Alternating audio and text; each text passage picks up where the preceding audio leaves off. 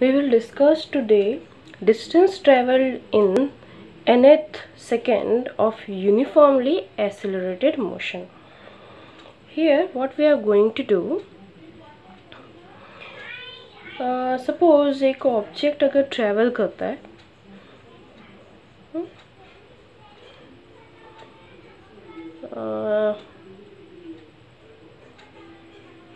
I will take a distance time graph. Here we can see that if we have a uniformly accelerated motion of an object, then अगर वो this is the distance which it travels in 1 second, similarly in 2 seconds, then in 3 and similarly like that. So here अगर ये पूछा जाए कि बताओ कि वो पहले फर्स्ट सेकंड में कितना डिस्टेंस ट्रैवल किया, तो this change will give the value of distance travel in the first second. पहले सेकंड में उसने कितना डिस्टेंस ट्रैवल किया, तो यहाँ से लेके यहाँ तक, तो यहाँ से चेंज मिल जाएगा. सिमिलरली अगर ये बोला जाए कि थर्ड सेकंड में कितना डिस्टेंस ट्रैवल किया, तो थर्ड सेकंड में कितना डिस्टेंस ट्रैवल किया यहाँ से यहाँ तक, ये that means from a point A to point B. तो ये यहाँ का डिस्टेंस हम लोग को कैसे मिल रहा है, तो वो थर्ड सेकंड में जितना डिस्टेंस ट्रैवल किया उसमें से हम लोग क्या किए, माइनस कर दिए 3 - 1 2. सेकंड में वो कितना डिस्टेंस ट्रैवल किया. सेम ऐसे ही अगर n होता तो n सेकंड में वो कितना डिस्टेंस ट्रैवल करता, तो n पॉइंट पे जितना किया था उसमें से माइनस कर देंगे n - 1. ऐसे मिल रहा है यहाँ पे, जैसे b - a करने से ये यहाँ की वैल्यू मिलती है यहाँ से. ठीक है, ये वाला और ये वाला, ये पोजीशन है जब वो दूसरे सेकंड टाइम पे जब वो था. ठीक है, दूसरे सेकंड में वो कहाँ पहुँचा था. और वैसे ही अगर पूछेंगे नहीं बताओ तीसरे सेकंड में वो कितना डिस्टेंस ट्रैवल किया, तो ये दूसरे सेकंड के लिए था, ये तीसरे के लिए था, मगर ये जो है वो टोटल है 0 से लेके 3 सेकंड्स का है ये.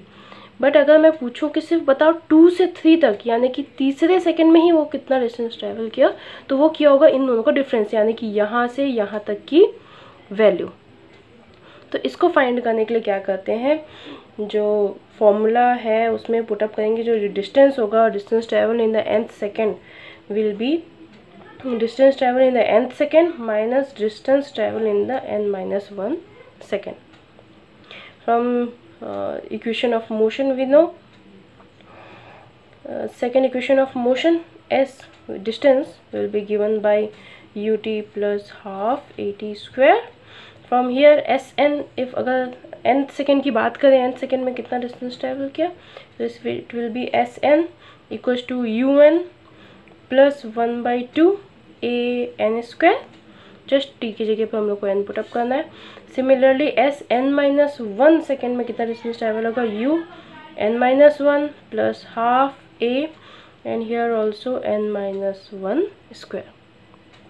This, so if we will put this two values in this equation, we will get